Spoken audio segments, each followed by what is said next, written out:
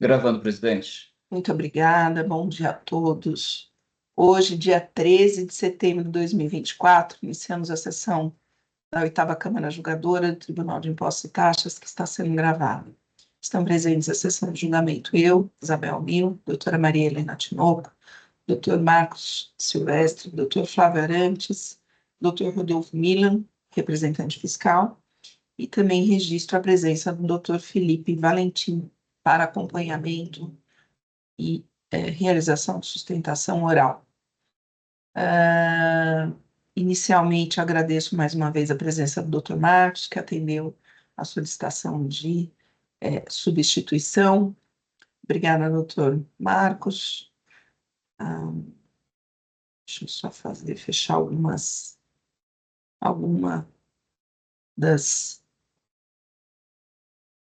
10 abas que eu abri aqui. Então, iniciando pelo processo 41.46.972, Eletroredes, processo de minha relatoria, é um recurso ordinário. Bom, aqui estamos diante, são 3 acusações, e aqui, deixa eu ver aqui,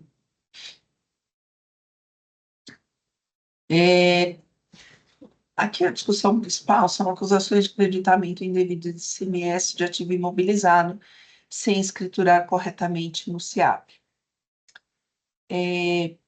Esse processo foram apresentados vários laudos, e muitas informações, planilhas, documentos. De acordo com o fisco, os dados que legitimariam o direito ao crédito do imposto não foram escriturados no bloco G dos arquivos FD, impossibilitando ao fisco o exercício de seu direito de auditar a legitimidade de tais créditos e constatar o montante a que teria direito o contribuinte. O item 3 é relativo à escrituração da FD em desacordo com a legislação, essa é a acusação. Então, a autuada dos créditos, ela, pelo que eu pude analisar, ela envidou aqui esforços para comprovar a legitimidade dos créditos, arguindo em resumo a decadência dos fatos geradores do período de janeiro a novembro de 2016 e que os bens objeto do creditamento do imposto oriundo de seu ativo imobilizado se referem a mercadorias essenciais aos serviços de fornecimento de energia elétrica e iluminação pública. Portanto, é possível creditamento em razão de 48 avos por mês, e também traz aqui alegações de nulidades do AIM, multa e juros. A recorrente, ela se socorre de laudos técnicos específicos sobre a matéria, utilizando em situações semelhantes para demonstrar que se apropriou corretamente dos créditos de ICMS na mesma situação fática. A autuada reforça os argumentos defensivos e ela traz aqui uma série de apontamentos. Ela apresenta aqui uma petição às folhas 3755, ela faz uma série de comparações e apontamentos na tentativa de infirmar a ação fiscal, e ela apresenta um novo laudo na tentativa de comprovar aqui a legitimidade de seus créditos.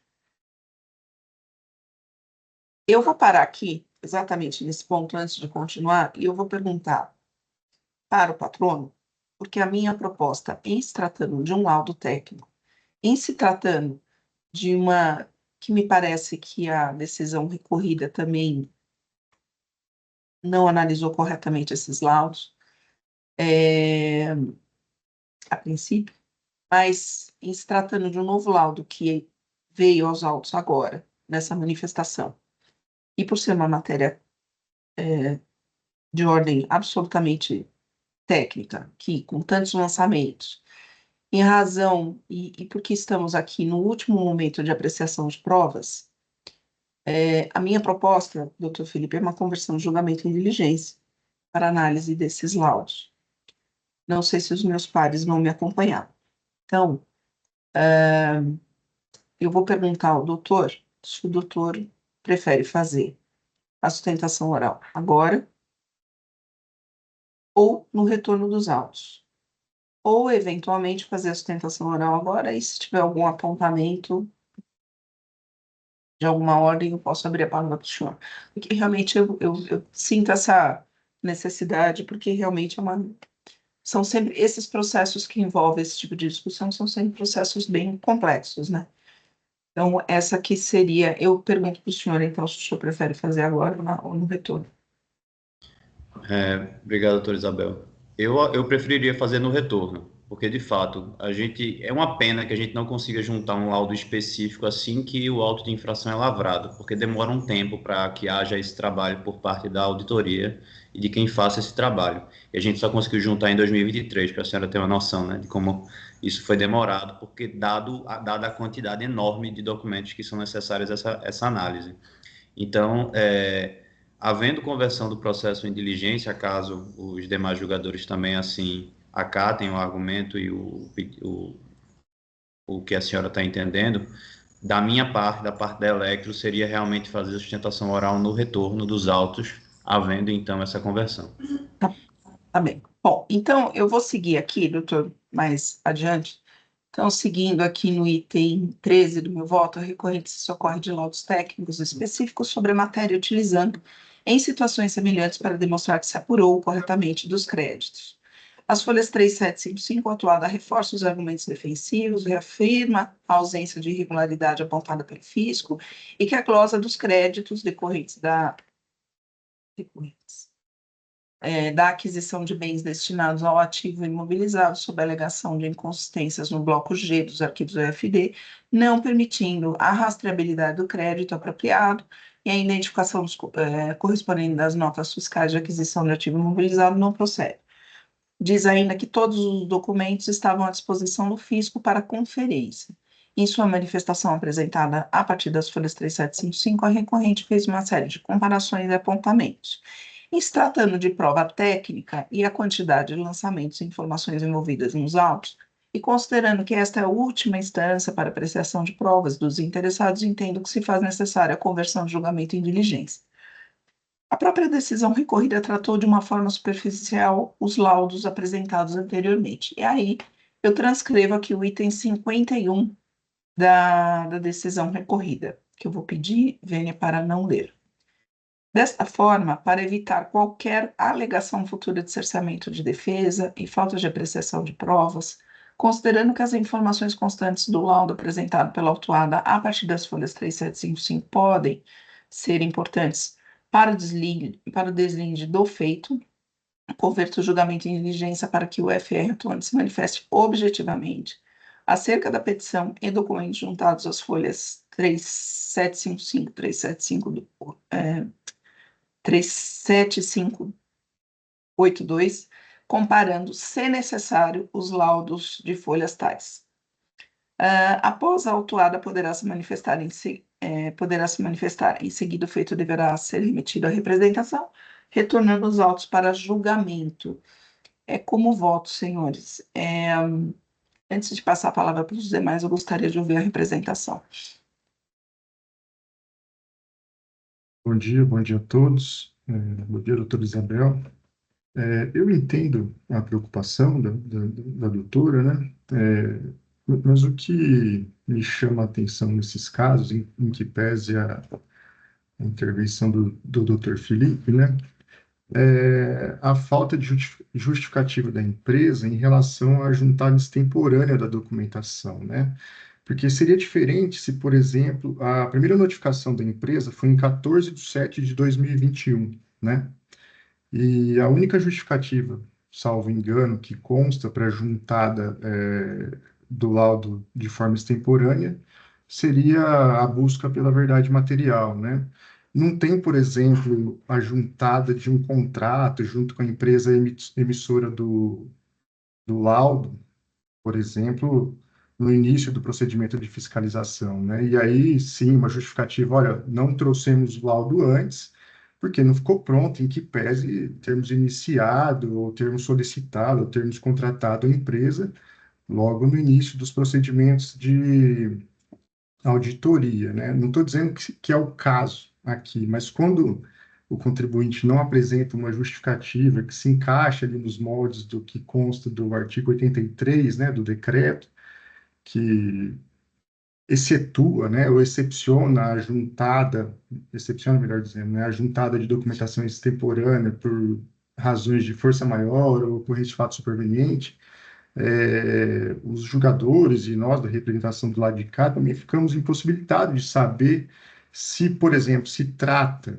de uma manobra da defesa juntar a documentação num momento, e não estou dizendo que esse é o caso, estou dizendo que quando não é apresentada a justificativa, fica difícil para a gente do lado de cá distinguir, né, se essa juntada extemporânea é uma manobra da defesa para ganhar um pouco mais de prazo, um pouco mais de tempo, ou se de repente, de fato, a juntada não se deu no momento anterior por conta de dificuldades N ou por conta da complexidade do serviço, né? Então, nesse caso em específico, eu procurei aqui nos autos, eu não vi o contrato, por exemplo, de prestação de serviço de auditoria externa em data anterior, né?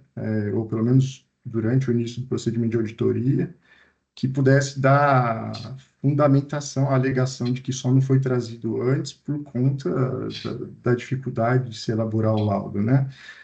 Entre os dias 14/7/2021, que foi a primeira notificação da empresa, e a juntada do laudo em 26/10/2023, foram mais de 2 anos, né, que se transcorreram. Então, a minha única preocupação é essa ausência de justificativa por parte da empresa em tentar demonstrar que se encaixaria ali nas exceções que a lei permite para que sejam juntados documentos extemporâneos, acaba prejudicando ou atrasando o contencioso que vai ser necessário ao ouvido do fiscal e etc., né? Então, seria minha única observação a ausência de justificativo por parte da empresa, né, em relação à juntada extemporânea da documentação, fugindo ao que a lei prescreve aqui, né? Tá bom, obrigada a representação. Bom, eu deixo a palavra aberta aos demais. Eu acho. Bom dia a todos. Primeiro, cumprimento a todos na presença da nossa presidente. Bom dia, Oswaldo. Eu entendo o posicionamento da representação, mas eu acho que aqui no processo administrativo a gente tem que sempre primar pela busca da verdade material. Então, se não temos os elementos necessários, ainda mais processos dessa natureza, eu acompanho a relatora, eu acho que assim, chega a ser nosso dever buscar elementos para poder julgar. Então, eu acompanho, senhora presidente, seu voto pela conversão em diligência. Obrigada, doutora Maria Helena.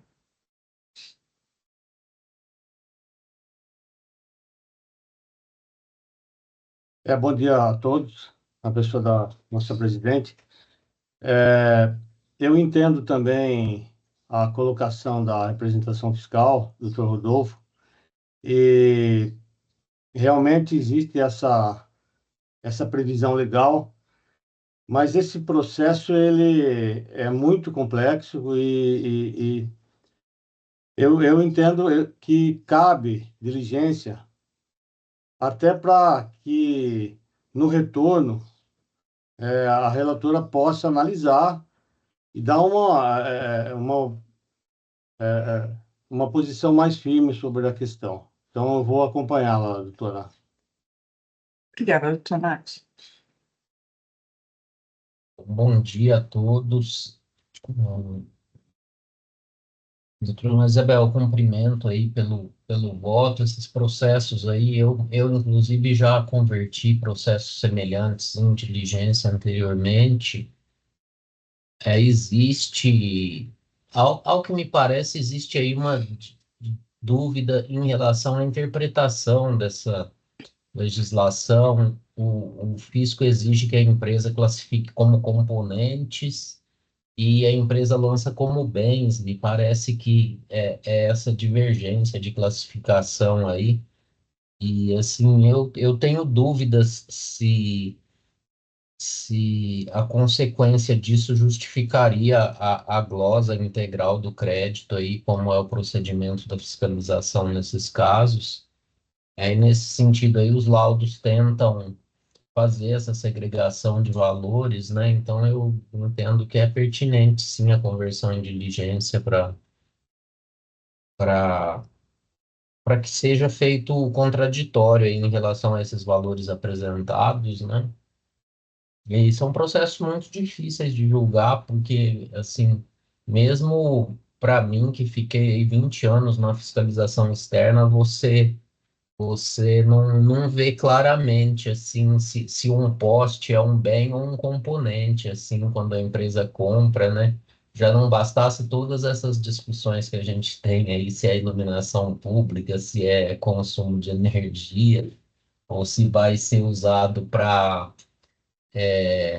manutenção ou para ampliação de rede, né? Aí tem esse detalhe aí da forma como se classifica na EFD esses componentes aí. É uma matéria bem complexa aí. Eu, como disse, já converti um julgamento desses em diligência, né, em situações parecidas, mas ainda não proferi nenhum julgamento de mérito que eu me lembre em relação a um caso desses. Então eu acompanho aí o pedido de a conversão do julgamento em diligência. Obrigada, doutor Flávio. Eu vi que também, eu também entendo a representação, acho que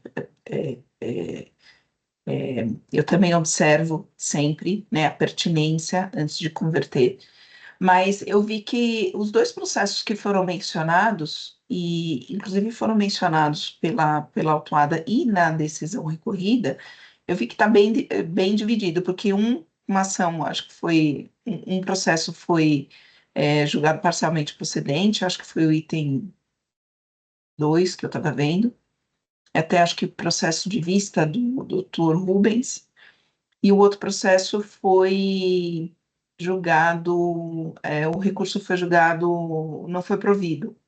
E eu acho que era do doutor Flávio, agora eu não sei, eu preciso dar uma olhada direito nos processos. Eu quero ver como é que, aproveitando aí essa conversa do julgamento em diligência, eu vou analisar esses julgamentos, né? Porque é mencionado que aqueles laudos que foram juntados inicialmente, eles também foram apresentados em outros processos, inclusive nesses dois. Então, eu quero analisar. E esse laudo, ao que me parece, que foi apresentado agora, na verdade, ele não está trazendo, a princípio, né? Ele não está trazendo novidades para o processo, ele está compilando as informações que já constam do processo. Então, eu acho que isso é importantíssimo para melhor elucidar aí os fatos, por isso que é a proposta de conversão em julgamento em diligência. Então, enfim. Bom, eu já fiz aqui as alterações, inteligência. E eu vou encerrar debates, então. Fórum.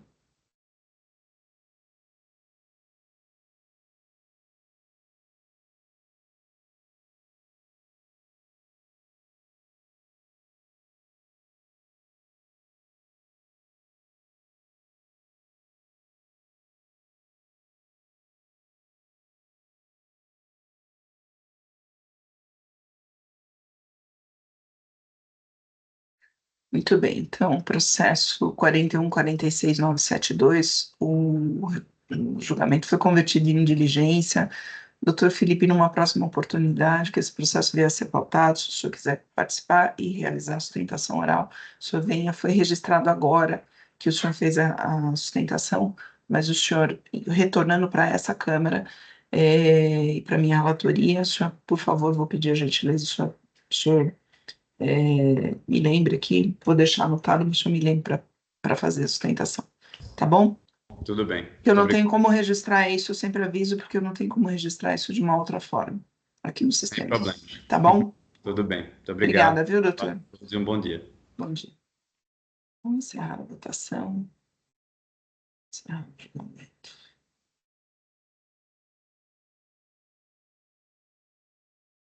Bom, então, não temos mais inscritos para sustentação oral. Eu vou, então, seguir aqui a sequência da pauta. Então, 40, primeiro lá da pauta de hoje, 4070-801, R R1 Transportes, processo de relatoria da doutora Maria Helena, é um recurso ordinário. Doutora Maria Helena, com a palavra. Bom, esse processo tem 6 infrações. A empresa apresentou defesa, decisão de primeira instância manteve o auto de infração, foi distribuído, teve recurso ordinário, foi distribuído para a 9ª Câmara, e a 9ª Câmara ela deu parcial provimento tão somente para reduzir a multa. A Fazenda Pública apresentou recurso especial, os autos foram distribuídos à Câmara Superior, foi conhecido e parcialmente provido, foi anulado tão somente para gente voltar para a gente e a gente se manifestar em relação aos elementos objetivos e subjetivos do artigo 527-A. Então, eu não entrei no mérito das acusações, eu vou me limitar a falar sobre esse ponto, né? Então, de acordo com o artigo 527, ele tem os requisitos objetivos e subjetivos. E retornou para nós julgarmos e fundamentarmos em relação ao análise dos elementos subjetivos, especialmente ao porte econômico e aos antecedentes da empresa. Bom, esse assunto é um assunto complicado aqui, né? Ainda, mesmo antes de ter aquele quórum, de ter tido a alteração do quórum de 3/4, né? Precisa de 3 votos para redução, já tinha muita discussão da aplicabilidade ou não. Eu tenho um entendimento particular que eu entendo que esses, tanto o porte econômico, tanto os antecedentes, eles fazem parte dos elementos subjetivos, que são necessários para a dosimetria da multa, né? Dosimetria percentual. Então, uma vez presentes os objetivos, que são a ausência de dolo, fraude, simulação, ausência da falta de recolhimento do imposto e não reincidência do contribuinte na infração, naquela infração, eu entendo que pode e deve ser aplicado o 527-A e os outros requisitos, o porte e os antecedentes, eles servem apenas para dosimetria, né? Em função disso, né, o voto é um pouco extenso, eu não vou ler. Em função disso, eu entendendo que os elementos subjetivos foram preenchidos e os subjetivos deve ser levado em conta o entendimento do julgador, eu acompanho, né, o voto anteriormente eu reitero, né, não acompanho porque foi anulado a decisão nesse ponto. Novamente, eu voto pelo cancelamento em relação aos itens 5 e 6, não cancelamento, a redução de 50% da multa. Mas como tem o elemento que tem que ter 3 votos, e nesse caso do Dr. Flávio está impedido, né? Porque ele participou do julgamento da Câmara Superior, fica aqui, eu acho que não vai ter provimento. Mas eu votei dessa forma para ser coerente com o meu entendimento e meus outros votos em relação ao tema. Basicamente é isso, presidente. Outra coisa, eu não consegui registrar aqui, porque eu não sei como eu registro, se é parcial, porque foi em relação a um único item. Então, eu não sei como que eu registro aqui o meu voto. Peraí, doutora, que eu já dou uma olhada aqui, mas só antes de... Olha, eu estou olhando aqui, né, abri aqui o demonstrativo, realmente a multa aqui e comparando aqui as acusações e as multas, eu concordo com a doutora na redução. Acho que não tem exigência de imposto, né? Quer dizer, os requisitos aí estariam cumpridos. Então, eu entendo que a sua proposta é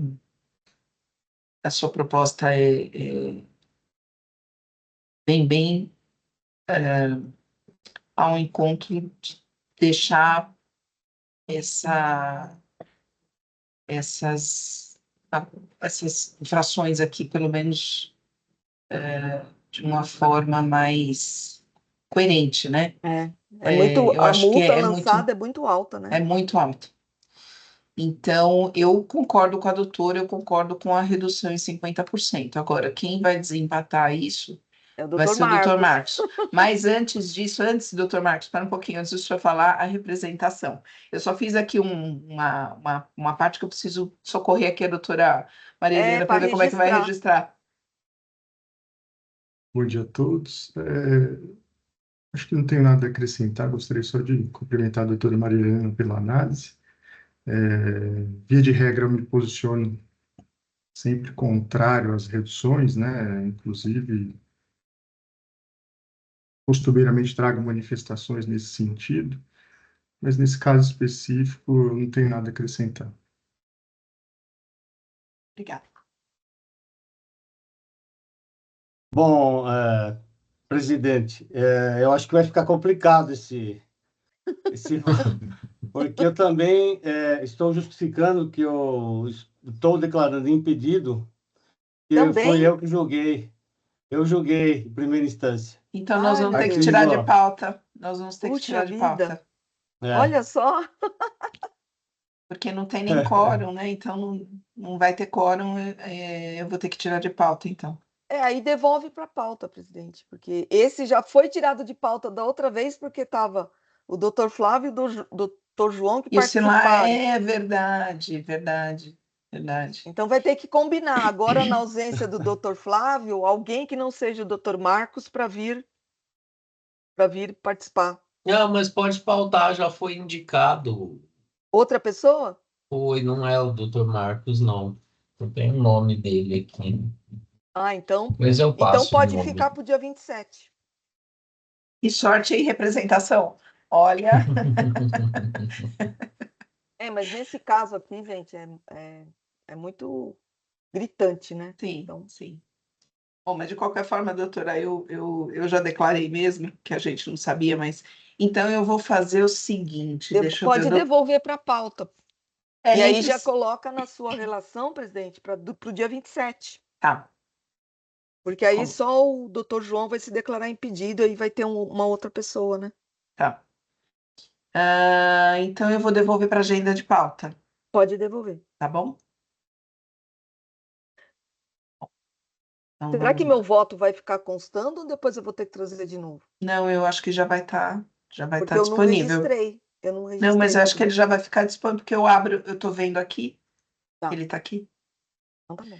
Então, vamos lá, o processo 4070-801, ele foi devolvido para a pauta por uma questão de quórum. Vamos lá. Então, o próximo processo agora é o 5024.525, EMP Miguel, processo de relatoria do Dr. Flávio. É um recurso ordinário. Dr. Flávio não temos inscritos, nem presentes. Eu vou registrar o voto aqui.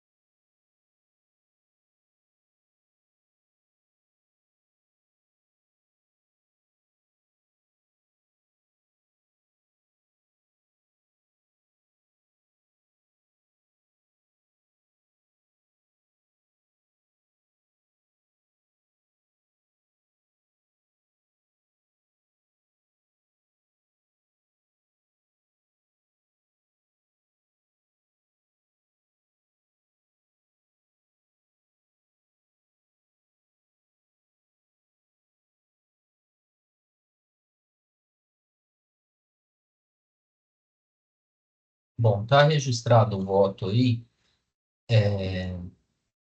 Esse processo é um auto de infração que ele tem 2 itens de acusação.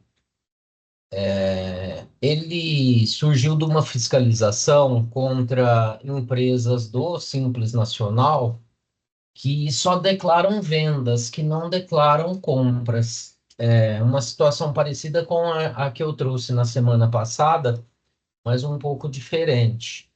É a mesma origem, mas a autuação é diferente. Nesse caso aqui, no item 1 do auto de infração, tem 2 itens de acusação, os 2 itens de recebimento de mercadoria desacompanhada. Então, o item 1 do auto de infração, depois da notificação para apresentar as compras, a autuada, nesse caso, aí, trouxe notas fiscais emitidas tendo como destinatários terceiros. Então, a fiscalização considerou que ela recebeu essas notas, que recebeu essas mercadorias constantes nessas notas, que indicavam destinatários terceiros, e fez a acusação de recebimento de mercadoria desacompanhada de documentação fiscal no item 1 da acusação. No item 2, ela pegou o valor das vendas, calculou o IVA mediano do setor, aí, no caso é serviço de marcenaria, arbitrou o valor das compras, desconsideradas as compras apresentadas aí, inclusive as do item 1, e fez ali um arbitramento e cobrou por meio de levantamento fiscal a diferença nas entradas.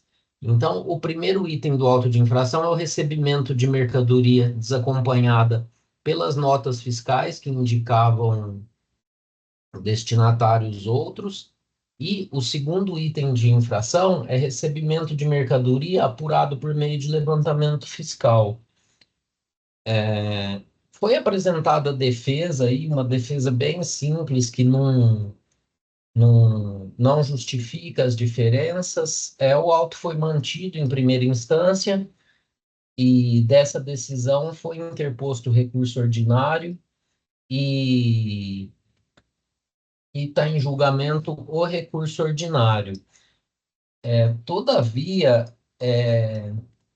do que eu observei aí do auto de infração, existem alguns problemas sérios aí em relação ao demonstrativo, que, embora não tenham sido impugnados de forma específica no recurso ordinário, de uma forma geral foram. Me parece que houve algum problema na hora de importar os dados das planilhas que a auditora fez para o demonstrativo de débito. Então, são erros bem graves assim no demonstrativo. Por exemplo, o valor que ela calcula nas planilhas dela a título de multa, ela está lançando na coluna de imposto do demonstrativo, e não tem exigência de imposto no auto pelo relato da acusação. Todavia, pelo demonstrativo, acabou tendo exigência do imposto. E aí o cálculo da multa também foi feito de uma forma bem equivocada. Não são, a princípio, incorreções que implicam em alteração na natureza da infração ou na identificação do infrator. Todavia, são questões bem graves aí. Eu entendo que precisaria fazer uma retificação desse auto. Todavia, se nós convertermos isso em diligência, o auditor não consegue sanear esse demonstrativo. Então, a solução que eu estou dando aí é anular a decisão de primeira instância para que essa providência seja determinada lá na primeira instância. Aí eu não sei, ficou aberto aí, porque realmente é um caso bem complexo, assim, do ponto de vista processual, né? que inclusive, às vezes até após o RET-RAT não dê valor de alçada para o TIT, aí às vezes não caiba recurso ordinário, caiba recurso voluntário. Então, a solução que eu encontrei aí para cuidar desse auto aí seria retornar ele para a primeira instância para ser saneado lá, inclusive por não ter sido impugnado de forma específica os erros do demonstrativo, né? Então, assim, se houvesse uma impugnação específica em relação aos erros do demonstrativo, eu acho que a melhor solução seria cancelar o auto de infração. Agora, como ele basicamente só está alegando que não deveria ter sido cobrado o imposto no auto, da forma como foi, inclusive até por razões diversas ele alega, eu entendo que seria possível de sanear esse demonstrativo, mas fico aberto aí a discussão. Doutor Flávio, parabenizo pelo voto, mas deixa eu fazer uma pergunta. Retornando, anulando essa decisão e fazendo uma re-ratificação do auto e dos demonstrativos, teria que abrir prazo para o contribuinte, né? Sim, Para a defesa. sim.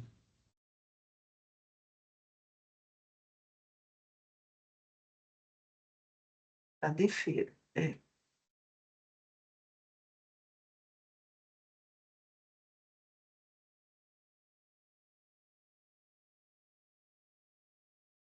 Ah, o senhor colocou aqui, agora que eu vi. Tá, reabrir prazo para a defesa, agora que eu vi. Tá aqui no finalzinho.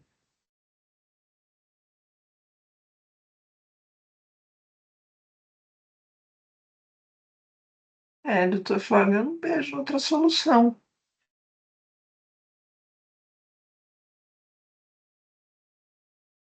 Representação? Bom dia a todos. Estava reparando aqui nas cabecinhas, chacoalhando em concordância. De fato, um processo bastante sui generis, né? Que pese o contribuinte não ter contraditado, né? Não ter se manifestado nem em defesa e nem em recurso em relação aos erros do demonstrativo, eles existem, né? E também não acho que é caso de nulidade, porque não vai ter valor majorado, então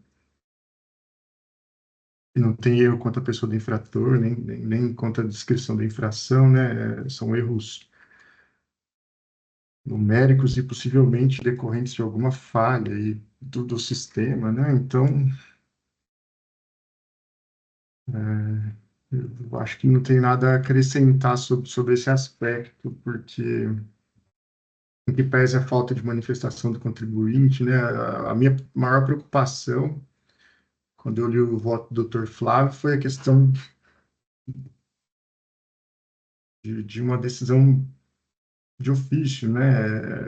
Sem o contraditório, mas de algum ponto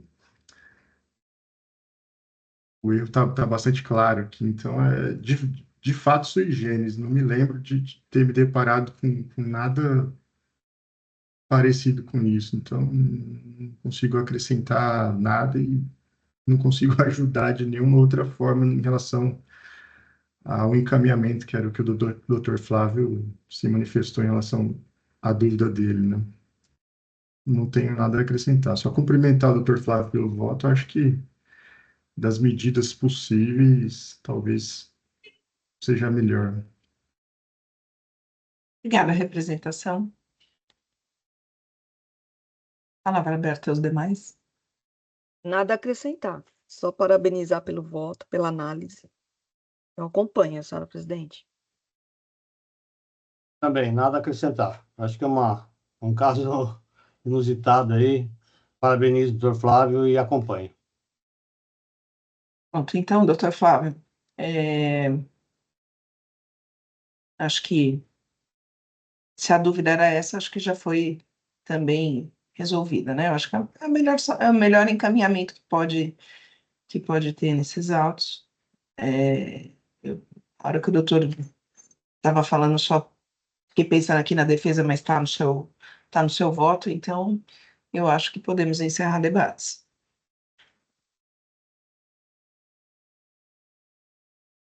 Então, já foi registrado, quórum.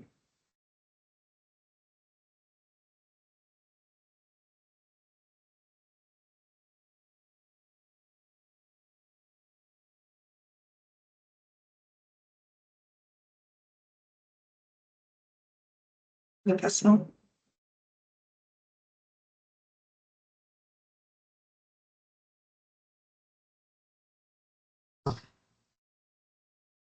Então, vamos lá, processo 50.24.525, então o recurso ordinário foi conhecido e provido, anulando a decisão anterior.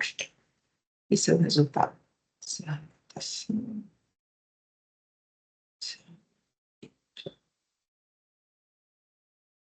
Deixa eu ver. Então, agora nós vamos lá para o último processo da pauta 50.24.566, Vita Pele, processo de relatoria da doutora Maria Helena, é um recurso de ofício. Não temos inscritos, doutora, nem presentes. Esse processo é muito difícil, gente, porque é um recurso de ofício, se refere à idoneidade, só que a decisão de primeira instância, ela reconheceu só um cálculo, retificou em relação a uma parte do cálculo, e a empresa não recorreu da parte que perdeu, e a representação fiscal, tanto o agente autuante quanto a representação fiscal, concorda com o desprovimento do recurso de ofício. Então, eu voto pelo conhecimento e não provimento do recurso de ofício. É bem simples. Doutora, está anotado aqui, viu? Vou pedir algumas distribuições especiais para a senhora. Nada, caíram alguns aí bem difíceis, viu? Vamos distribuir eles. Mas esse aí, bem simples. Não tem nem o que discutir. Palavra aberta, representação, os demais. Bom dia. De fato, o parecer da representação fiscal, né, escorado nas razões. Aí, diga-se de passagem, elogiável o parecer da representação fiscal, porque Sim. em que pese estar concordando, né, e possa parecer simples, o auditor ele teve o cuidado de trazer a documentação, colacionar as notas fiscais, deixando claro que aquilo que se fez constar na decisão de primeira instância realmente são os fatos, né? Então, escorado ali na manifestação do fisco, na análise da prova, a representação fiscal concorda com a decisão de primeira instância, então não temos nada a acrescentar.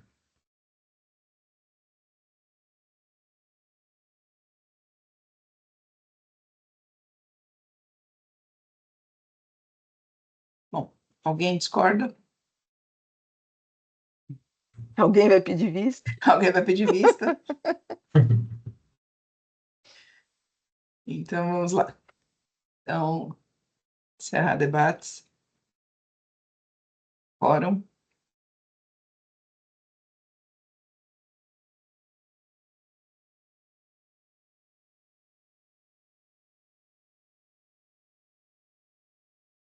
Votação.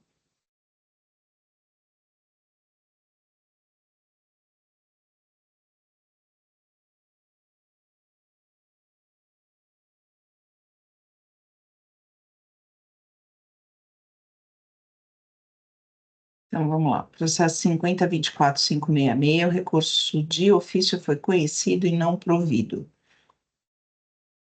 Encerrar a votação, julgamento.